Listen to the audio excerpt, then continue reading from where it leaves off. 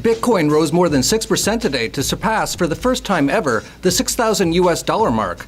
More interestingly, Bitcoin just surpassed $100 billion in total market capitalization, or as CoinDesk puts it, $0.1 trillion. Yes, we are now quantifying Bitcoin in the trillions. When we start talking in the trillions, we're beginning to talk about a shift in the financial and monetary system. And as I pointed out recently, Bitcoin is still but a glimmer in the all-seeing eye, so to speak, of the overall monetary picture. If Bitcoin is truly on its way, and it'll still be years if so, to becoming a widely used currency, then its upside is still massive. And while one of Bitcoin's most valuable attributes is its hard cap limit of 21 million Bitcoins that will ever be created, but that are divisible to the 8th decimal, meaning it still has the ability to be used in the smallest of transactions, the fact of the matter is that Bitcoin has been in a state of hyperinflation over the first 8 years of its short lifespan. In order to disseminate Bitcoin widely, it needed to issue a large amount of Bitcoin over a short amount of time, meaning the total money supply has increased massively in those 8 years. From the perspective of the very first Satoshi that was ever mined, the money supply growth has been exponential to the nth degree.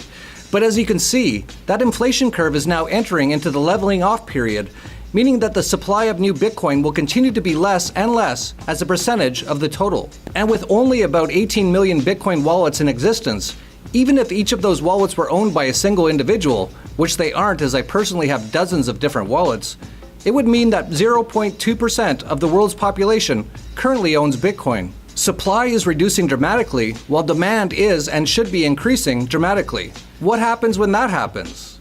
Even the most economically brain-dead person like Paul Krugman should know it means the price will have to rise. Will it continue to rise in the short term? That's anyone's guess.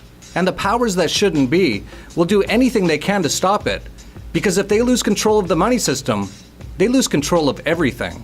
Initial coin offerings, ICOs, now do more in dollar value than Wall Street's IPOs. That's why Jamie Dimon can't stop trying to talk Bitcoin down and has hinted that the government will try to kill Bitcoin and that it will end badly.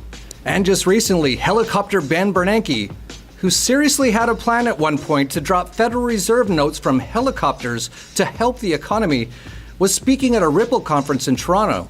When he was asked about Bitcoin competing with the US dollar, he replied, "Eventually governments will take any action they need to prevent that."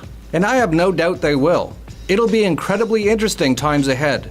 The war has just begun. Make sure you have a front row seat by subscribing to the Dollar Vigilante newsletter in the links below, where we cover every facet of this evolution. Here was a recent comment from a subscriber on how much they enjoyed our coverage of the upcoming Bitcoin SegWit 2x fork.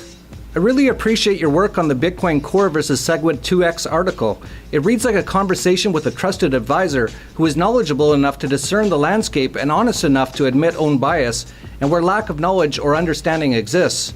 This kind of analysis is becoming more and more important as the signal-to-noise ratio continues to drop in this sea of information and the stakes get higher for everyone involved. I came away with a better understanding of what's happening, better ability to protect myself, and some good ideas on how to play